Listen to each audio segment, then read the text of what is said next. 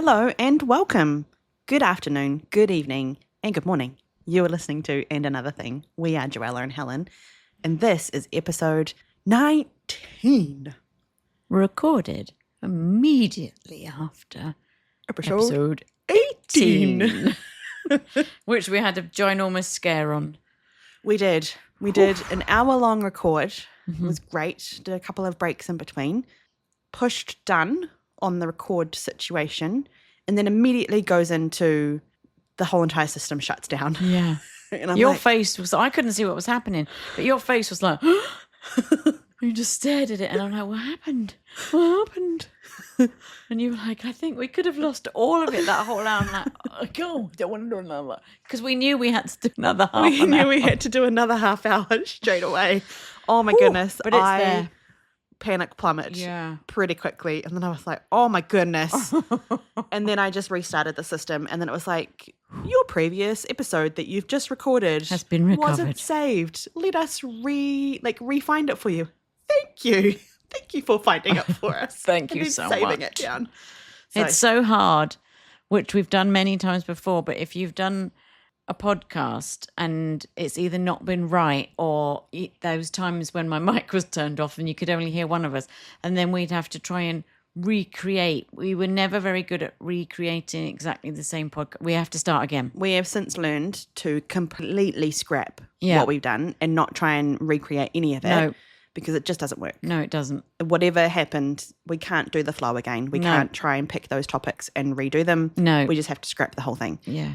And last week was great. We had a great time. Last week meaning all of 5 seconds ago for us. Last week for you guys. Yeah. So today's episode is going to be a little bit shorter. Would you like to tell our listeners why? Because I'm going to be away on the vacay. Holly Bobs. I love how I'm like, vacay, and you're like, Holly Bobs. Holly Bobs. Although I've never said vacation until I moved here. It's always No, been it's on holiday. Yeah. Where are you going? On holiday? Yeah, I'm on my holidays, Yeah. Oh, not you be- vacations. are you going to be by a lake? We're going to a lake for a few days. Nice. Yeah. So lovely. Yeah, it will be nice. Are you going to take a book with you? Yes. I'm reading that book that I purchased. Oh, it's like Sliding Doors, but it's not. Yeah. It's the names one. I've put it on the Yeah. socials, actually. Oh, it's so good. Mm-hmm. So I'm going to take that and finish that and maybe take another one in case. Oh my goodness. You never You're know. gonna There's be lots of sitting prepared. around. I know, but this is you. You Yeah. say that you're not a reader. You're a seasonal reader. We've Yep. already discussed this. Well, I had my 2 weeks holiday when the neighbours were away, so I read quite a lot of my book then. It's called The Names by Florence Knapp. It's her first book, and she's a British author. Mm-hmm. Do you want to give a quick synopsis for our listeners on what the book's about? So the book is about a family, but at each scenario at the very beginning, the boy gets a different name.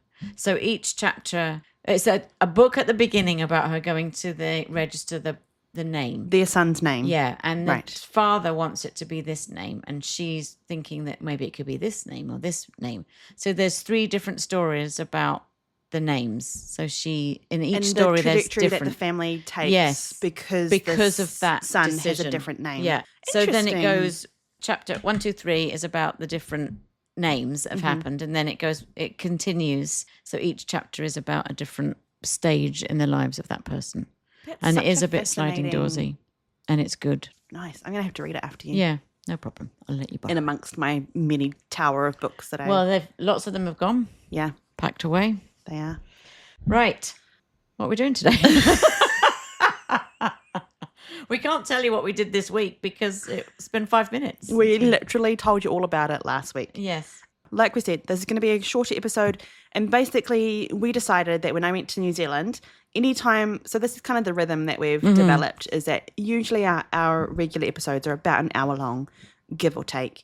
And then our shorter ones are going to be between 30 to 45 minutes, just because we're on holiday. We're just going to treat ourselves, make it a little bit shorter and a little bit more doable. So that's what we're doing. If you ever see half-hour episodes, it's usually because one of us are away. Yeah. Let's face it, we're never away at the same time. No, we're not. No. And also, it's nice. I mean, I know you're not away, but it would be nice for you just to have a quick half-hour one, and then you can forget about it for a bit as well. Yeah, so much easier to edit. Good. Okay, so the other week when we were at our first aid course. Yep. We were sitting in our car park having lunch and we were swapping stories. I forget why we started on this topic. Me too. I've no idea why we started on this topic. We was it yesterday when we were talking about this, messaging one Yeah. another of like, so what were you going to talk about on episode 19? And I was like, we were talking about a couple of things in the car park at the first aid course. And you were like, yes, what was it? And I was like, I've got no idea. No idea. And so I sent a few things off to you as what I could kind of like grapple in my mind. And then eventually you're like, yes, I've got it in my memory banks. Yes, and I quickly put it in my notes on my phone. Okay, quick question. Did you just put it in your notes then, or did you already have it in your notes? Because when you sent me that message, I read it as you'd already pre-put it in your notes. No. Oh, okay. It's not in my notes, and I told you it was in a box somewhere in my brain that was probably never going to be opened Closed again. and put And then to all the of side. a sudden I went, it's opened. I've remembered. So this is the waffle way for us to get to the stories that we were sharing while we were sitting in the car park. It was about cars. It was or about some cars. experiences that have happened to us when we've broken down. Oh, this was the question, because I was telling you about what happened on Sunday. Yeah. When I was going to the coffee thing. My tyre blew out, had to fix it. I was fine. It was fine. Job done. But my question was about the fact that when a car breaks down here in Canada, everyone just stops where they are. And then if you're driving on the highway, 3-lane highway, you automatically have to like switch into the next lane because the car has just stopped. It's popped its hazard lights on, not going anywhere. Mm-hmm. In New Zealand, we don't have 3-lane highways, so it's a little bit different. I will acknowledge that. But if you're driving down the road, you break down, you're getting out of your car and you're kind of like slightly pushing it to the side, or you're somehow making it so that you veered off a little bit so that traffic can keep on going and you're out of harm's way. I'm sure that's supposed to happen here, but the highways here are the highways are a little bit too different. Busy. It is busy. It is probably dangerous to try and veer off. Yeah, I would imagine. But just on a regular road, people still do that. They just stop. do. They just stop. Yeah. So then that's how it started off. And so you were telling me about Well, you first your of all told experience. me about, because we were trying to discuss how you'd push it off. So if you're there by yourself, you're out the vehicle. Yes. You've got one hand on the steering wheel and you're pushing like the front of the car to try and maneuver it off yourself. So should I tell my story first? You Okay. were telling your story. So this is exactly what happened. I was just leaving work. I had a very unreliable car at the time. Well, it was just old. I named my cars and I loved this car. It was a bright red little tiny hatchback and I named her Harriet. And I know that means something for you too, because that's your niece's name. But it was a red car, and in my brain I just had like a fiery redhead who just knew what she wanted and was stubborn and was just going to be like, I will start for you if I want to, and I'll also not start for you if I don't want to. And also we'll be driving down the road and then I'm just going to stop because I want to. That was my car. I loved her. So anyway, I pull out from work. I'm in Harriet. I get to the roundabout. I'm just pulling off and I'm halfway in the roundabout and my car stops. That's the worst place. Yes. So I get out of my car to try and get I'm pushing. So my window's down and I'm pushing my car. And also it was a manual, so I popped it in neutral and we're good to slide. Yes. Amazingly, in New Zealand, this happens more often than not, that someone behind me got out of their car. So they had a couple passengers, their driver took off, and then their passengers helped me push the car off the roundabout into safety. They were very, very helpful young men. But they were so helpful that I was at a point where I was trying to get my car into the other side of my workplace, which had parallel parking spots. And I was like, there's empty parking. I'm going to like ease it into there and then we're good. My car's safely off the road. It's safely in a parking spot. I'm happy to leave it here. It's where I work. And then I'll figure out where to from there. But these guys had some power to them and they were pushing my car. And all I could see was that my car was getting closer to the parking space and then closer to the curb and then closer to my workplace. I was like, shit. And also my door was closed because of the wally that I was. I had to hop out first initially. So then I'm trying to steer this car while trying to open my door to MacGyver my way into the car. And these guys are like got some good power to them.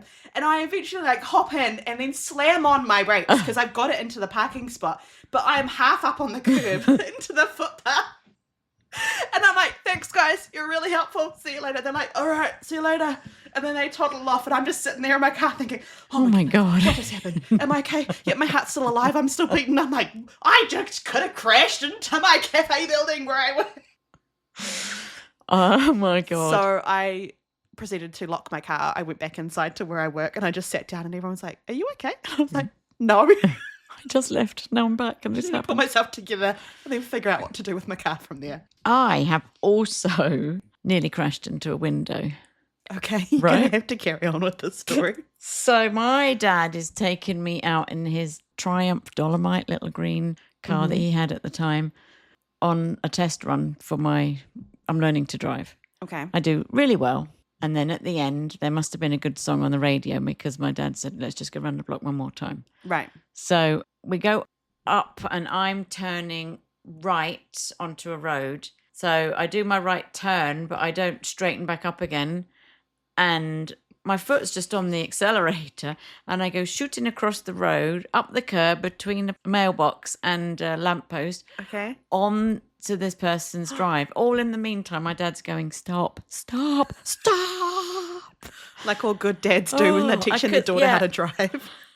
And I slam on the brakes and we miss their big front window of their lounge. Oh Like my it's a house. goodness, Helen.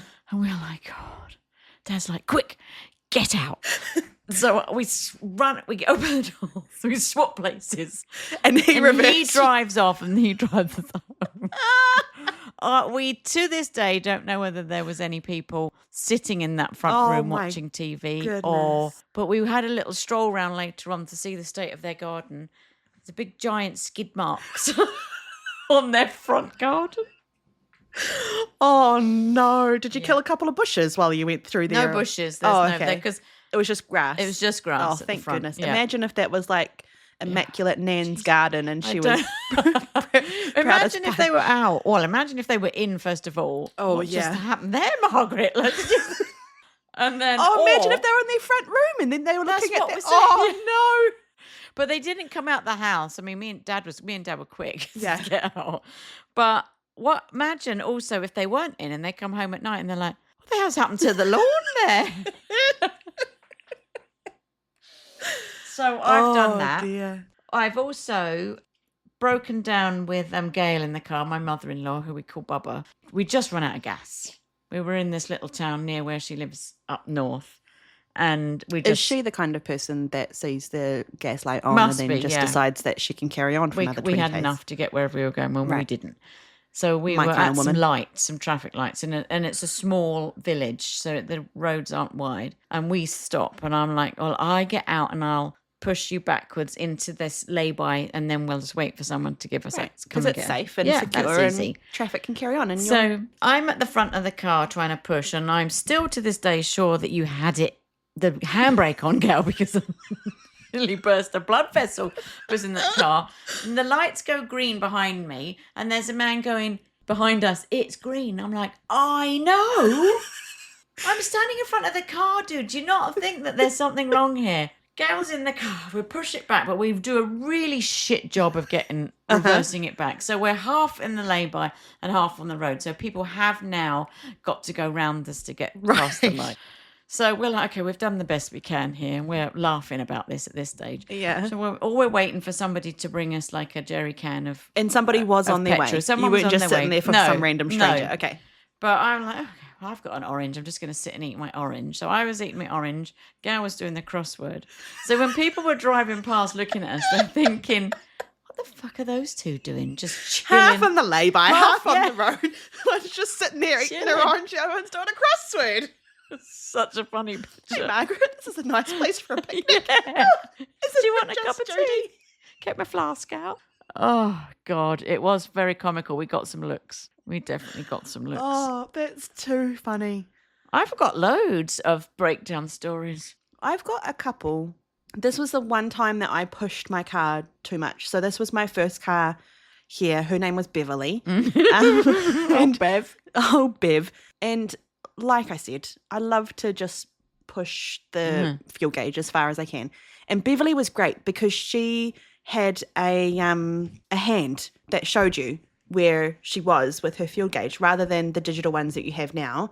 that it counts down. You've got 600 kilometres in your tank of gas, and then it gets down to 0, and then you don't have what's next? like an indication of you don't what's have a next. gauge in your car? No, not like when you're driving in your house. Yeah, I have one of those, so I know. Oh, you do? But I also have how many kilometres I have left. I have a digital one. It's a bar. Yeah. And then bars keep on disappearing. And then eventually when it gets past its digitalized, you should fill up your car. Tell you how much it you just have says left. 0. You're right. I see. So I've now tripped my car. Yeah. And then kind of looked and said, I can last at least 20 Ks once it hits 0. Anyway, so old Bev, I knew where the hand point was past E that I was good at. Yeah. I went to work one winter morning, probably about November morning, so getting pretty cold. And this was when I worked at the office. And so there was a point where I finished working at the cafe. I was like, I need something different. I worked in a counselling agency and I was their administrator for 3 years. And then I decided to come back to hospitality. But in the meantime, so I was like very nicely dressed and I had high heel boots on. And then old Bev decides to just cark it. I was like, oh, shit. But it's not cark it. It's just because she's got empty. She's empty. She's empty. running on empty. She really has, like, the smell of an oily rag. Have you heard that phrase? Yes. Yeah, there was just no smell left. That oily rag had wrung itself through. So I was sitting on the side of the road. I'm like, oh, shit. Okay. And so I rang my sister and I was like, so do you have a jerry can? She's like, no. And I can't actually come and help you because I don't remember why, but she just wasn't in a position to come and get me or help me. So I was like, all right then. So I just hop out my car. I lock it and I'm like, I know that there's a gas station somewhere up there.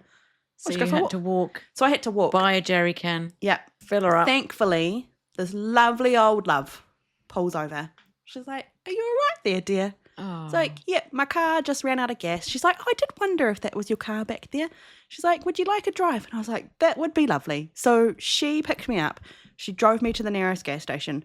I bought a jerry can, put some fuel in it. And she's like, I'll drive you back. And I'm like, bless your heart. How nice. And so she drove me back. I filled Beverly up. I went on my merry way. Did I learn my lesson? No, I did not. No, you still What I learnt was I kept my jerry can in my car. I had a job where I had to be a bit smartly dressed. I worked at the airport and it was in retail, so I had to look a little the bit part. fancy. And I had to be there for 5 or 6 in the morning. So I'm driving. It's also winter. I've got a Hillman Imp, which is a bit like a noddy car. It was blue. Yeah. And it had a massive big tractor wheel, like as its steering wheel. Yeah. I used to have to put a blanket on it on the engine at night. Oh yes, yeah. Some like days, put your car to bed. Yeah. Yeah. I sometimes forgot to take it off, and I'd get to work and I'd be like, put the blanket on. I'm like, shit, it's been on. Like it's been on all the way. You've been driving with the blanket. I've done on to it. I did it so many times. So I break down. The car just stops. One time I'm going, music blaring, it's whizzing along. I get to a roundabout and just nothing. Everything goes off. So I get out. I'm trying to push it. There was a bloke that stopped to help me too. And we're both pushing the back of the car. I don't know why I wasn't steering, but we were both at the back. Like, pushing it a bit further up. There? Oh, he might have been at the front and I was pushing at the back. Oh, okay. And then I had slippy shoes on. I fell over. I whacked my chin on the back of the car. I got scrapes on my knees. Oh. Anyway, this guy, which you probably wouldn't do now, like it's so much more riskier these days getting in other people's cars, but he helped me push it just off of the roundabout into the next road. And I left it there. I had to get to work. He said he was working at the airport. Did I want a lift? Absolutely. So I hop in his car. I get a lift to work. Sometimes dodgy or not, I don't know. But I know. I did sometimes you've just got to, I don't know, trust in the kindness of strangers. Yeah, I mean, he got out to help me with the car, and yeah, and he had a uniform on. He was going to the airport. Yeah, and especially, I'm just going to interject here. Do you think also as women we've got like an internal radar of danger or not?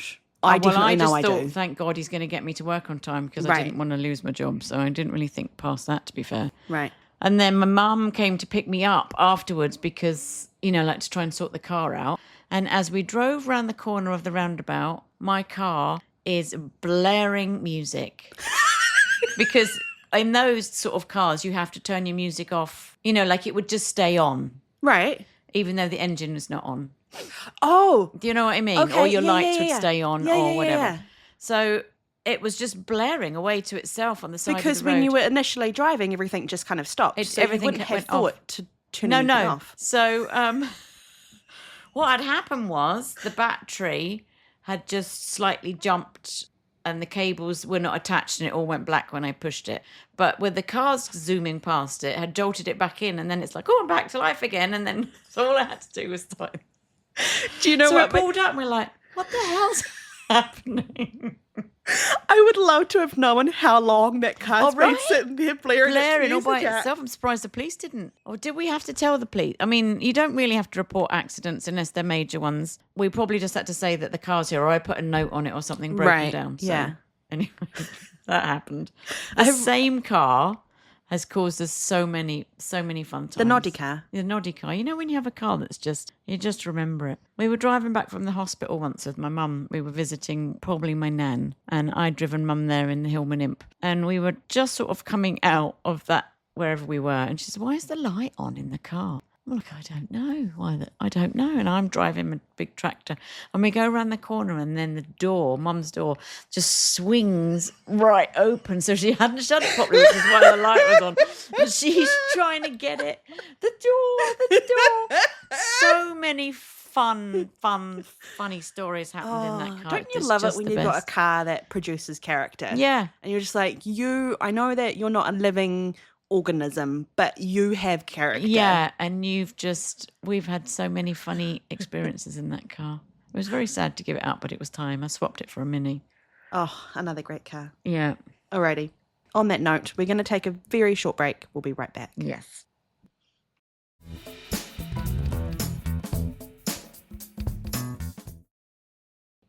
And we're back again. I've got a question for you. This is have you noticed this living on different countries? Okay. Because Canada is a right side driving country, Yeah. do you notice that you walk more on the right side of the footpath? And then when you go back home, do you notice, because it's the left-hand side driving country, that you walk on the left-hand side of the footpath? No. Good I chat. don't notice here walking You on just a walk. particular side. I think I just walk. I just haven't really noticed myself what I do. So when somebody's coming towards you, you don't think, oh, I need to go onto this side of the footpath. You just think, I need to get out of the way. Yeah. Okay. I think it's definitely what I do. I don't think. I just see how far over, if we're both walking in the middle, but they're slightly over to more to the left or the right, then I'll just move over the way that there's slightly more room. Like I don't think about which way I'm going. Okay. So But I always move. Pardon? I always move. Rather than them always I moving. feel like that always happens. Then maybe you are always walking on the left-hand side of the Right. footpath. Like and someone's they coming just towards look you like on they're their not going to right-hand move. I'm side. like, well, what if we both don't move? Okay, I need to take note of this when we are walking together Yes, okay. because I notice it. I'm still conscious. I've lived here for 6 and a bit years and I'm still conscious of it. When I went back to New Zealand, I was walking somewhere with my friend Larissa and she was like, yep, you've been in Canada. But it's because we were walking and people were walking towards us and she went to the left and I went to the right and I was like, oh shit, what am I doing? And it takes me a second to realise that when I'm walking on the footpath, I have to, what is a footpath here? Is it a sidewalk? Yes, and at home it's a pavement. And a pavement. But yes, it's a very conscious thing that I do. When somebody's walking towards me, I have to think to myself, move to the right so that when they come walking towards me, they can stay on the right. To the point that I think I was coming out of the airport and I was turning with all of my bags, I was turning a corner to the left and I was just like, I'm not going to go wide on this corner. I'm just going to turn the shortest path, which is me going to the left and just to kind of cut into the left of the corner. But no, this person came around me. This is when I got to the Toronto airport. This person came around the corner and stood there in my way because they were the right of way. They were on the right-hand side of their imaginary lane. And so I had to move over. I'm like, what? I mean, also, it could have just been I was going to say hospital. Where was I? The airport. Maybe I needed to be at the hospital. But yes, it's definitely a conscious thing that I notice. Oh, no, not me. Okay. Well, there we go. But I don't notice the details, do I? Sometimes you do. All I know is when I'm walking, I start walking in. I do what my mum does. You bump into people. Yeah. Yeah. And then I also notice that you don't really pay attention. when me, you, and Amy were walking towards Scissor Sisters. And I was like, all right, we're going to cross the road and we're going to go off in that direction. And there were some people walking ahead of us. So we crossed the road and I start going into the direction that I've said that we're going in towards. And you and Amy just start following the people. And I was like, where are you guys going? Oh. Can I tell you that walk there, I was not focused on walking. I was focused on not wetting myself. Yeah, that makes more sense. But I don't know what Amy's excuse was. Maybe she was just following you. You're both following each other. I needed to pee so badly. Oh, there's lots of stories about me nearly wetting myself. So I am curious, if you, as a listener, go to different places in the world and you come from different driving sides of the world, what's your experience like when you go to a different country that doesn't drive on the same side of you? Do you have to walk on a different side of the footpath, pavement, sidewalk? What about in a supermarket? Same thing. Grocery store. New Zealand, we had to walk down the left-hand lane, like left-hand side of the lane, because you're going down it. Yeah. Someone coming towards you on the other side. I think that's the rule here, isn't it? I feel like when I'm walking, I'm on the trying right-hand side. Imagine myself walking with my trolley. I've got my eyes closed, and she's it. Imagineering and holding I'm a trolley. Holding my trolley and everything. That there's a proper. I think Amy, I'm on next the same time you side go of the to a supermarket with your mum, can you take note? road. Where when does that actually ever happen? Never happens. I don't go shopping. So I'm just going to have to try and remember. Yeah. Next time we're walking, or next time I'm in the. I don't normally take a trolley. I'm a basket girl. I'm up. But still, it's the same process. Yeah. You've got something bulky in your hands. What way do you normally go to? Anyway, that was a curious thing. So another thing that I've got with moving into different countries, I think I was writing it, or I was thinking it, or I said it. Don't remember. But I said 1:30 in the afternoon. That was the time that I said.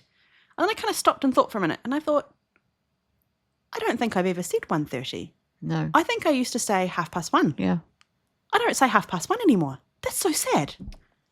Is that the same for you of what they say in England? So you would say 1/2, quarter past. Quarter past, 10 past, 20 past. Yeah. And then the twos, quarter to, yeah. 22, yeah. 10 to. Yeah. Yeah. Here, no, it's 1:30. When I first got here and said I went to the gym and I put the kids in this little creche area when we first were here. And she said, what time? And I said, for 5:30. She's like, she didn't know what you're talking about. The person I was with said 5:30. And she's like, oh, 5:30. That's so strange. Like, oh, weird, yeah. But also just like a notice of how your brain shifts. It honestly, when I think about what our experience has been, so easy. Imagine if you're from a completely different country, different cultures. You're not from a colonized place, first of all. You don't even speak the same language. And like, we have got it easy. But still, in the easiness, it's still got its difficulties of the fact that we now no longer say 1:30 or 1:15. Do I? I think I do. I don't know. I think I've mixed it between the two, but I think you're probably right. I'm probably more 1:30, 1:15. 1:15 or quarter after. That was something that I noticed. Oh, I don't say quarter after. No, quarter I definitely after. That's too much of a mouthful. Quarter after what? Like, what are you saying? Just because you've got to know what you're quarter after. Yeah. I don't know what time it is right now at all. It's quarter after. Quarter after what? Yeah. Is it lunchtime? Are we still in the morning, or is it nearly time for me to go home? It's not 3/4 after. It's 1:45. Yeah. Like, 1:45, like, just... But they don't say that. They don't say quarter. They say quarter after. What do they say for 15 minutes to the time? 45. So 1:45. Yeah. I've never heard anyone say... quarter. I realised just as I was saying that, I was like, no. I say 1:45. Yeah, 1:45. And then you'd say what it's quarter to. 12. Yeah. 1:45. Yeah. Yeah.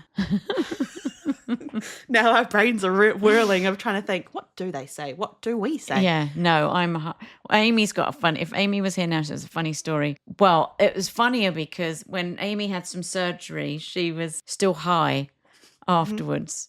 And although people think it's funny, it was funny for me, but I don't actually like it when my kids are like, it's weird. But then she was just all over the place with her thoughts, and the clock was near us. And she said that she remembered when she was in grade 3 that she was able to put her hands up lots when they was learning how to tell the time. Right. Because her teacher was saying, do you know how to, like it's not just 1:15.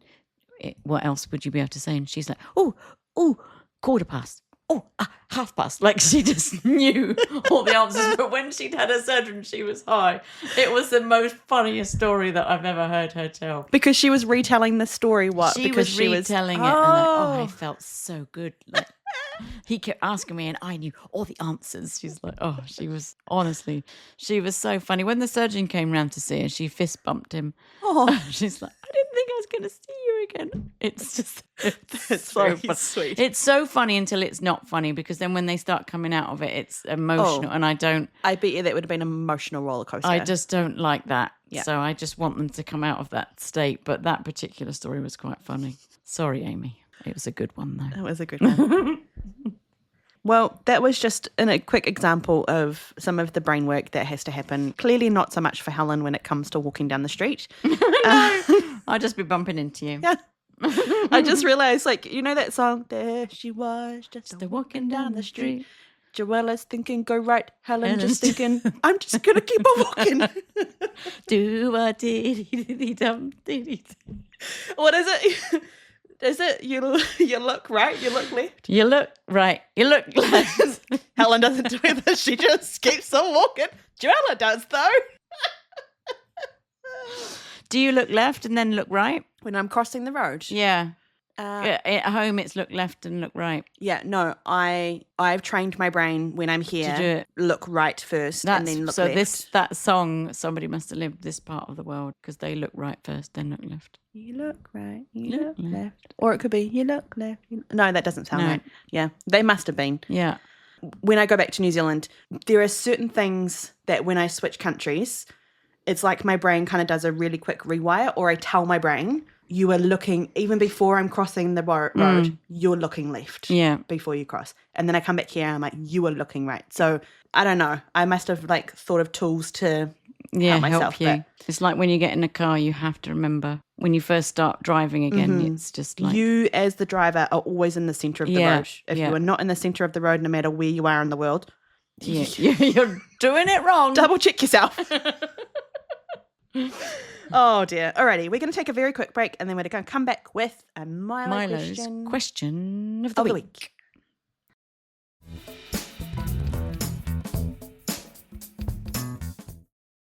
Alrighty, we're back, and Milo's question of the week question of the week is, if you had been brought up here with the same parents, the same circumstances, like the same wealth, the same everything, how do you think things would have been different for you?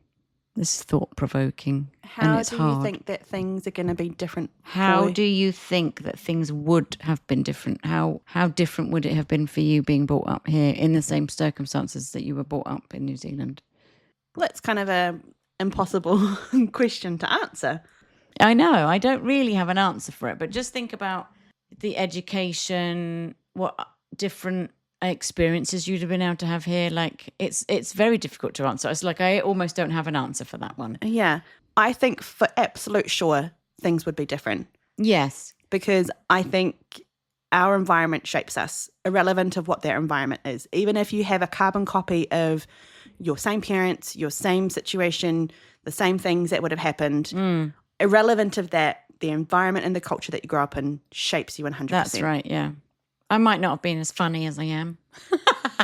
Well, there's a lot of British humour to or that. Sarcastic. Yeah. I wouldn't have been I wouldn't be as sarcastic as I am. Mm-hmm. I wonder if I would have maybe embraced winter sports a little bit more. Yes, maybe. You might be able to proper ice skate. I mean, well, I can ice skate, but I just can't stop. Right. Yeah, I was a rollerblader as a kid, so I put on skates and hopped on the ice, and I did it also first in New Zealand. So we went to an ice skating rink, and I was like, "Oh, I've actually got this." Mm-hmm. Was that a fart? No, it wasn't a fart. I dropped my pencil, everybody. If I'd farted, I would have told you. Okay. I was going to tell a story, and then I was like, "Well, probably don't have time to." Because you thought I'd fart. No. What I will say is back in my early 20s, I did the beginning of a counselling degree. I've taken many roads in my life. Didn't work out, didn't finish my education. But one of the papers that I had to write was literally about this. It was called a social construct of like, how are we defined as human beings? And is it by culture? Is it by social structure that's around us? It was such a fascinating class. Mm-hmm. I'm going to toot my own horn. I'm going to say I got an A+ on that particular paper. It was great. I was so proud of it. But it definitely is, no matter what you carbon copy, your environment has to shape you. So I don't know how it would have been different. That's an impossible answer. But I think for the both of us, It definitely would have been different. definitely would have been different. Yeah. But it's such a great question. It is. It does make you think. But then I was the same as you. I don't know how it would have changed me. Yeah. I asked my mum this question a couple of days ago, and it was about something that I thought of as a kid and what I wanted to do with my life. And I just said, like, would that have been possible? And she's like, yeah, it would have been possible. But, you know. She did give a funny response. You've got to tell it now. You had like a little plan of things that you were of what I wanted do, to do with my life. and your family were going to help you, and then you were going to get to where you were. Yeah. And this was a 14-year-old me. And I look back and I'm like, wow, 14-year-old me actually had some really great thoughts for her life and what she wanted to do. And then unfortunately, 15-year-old me, dad died. And things absolutely reshaped for our entire family. Yeah. But I was telling my mum's response to me was absolutely what you were thinking could have happened. But then she's like, and then, you know, dead. Then we had dead dad, so that couldn't happen. It was just, Mum, the way that you said it made me laugh so much. Just, you know, we had dead dad. I was like, well, we did.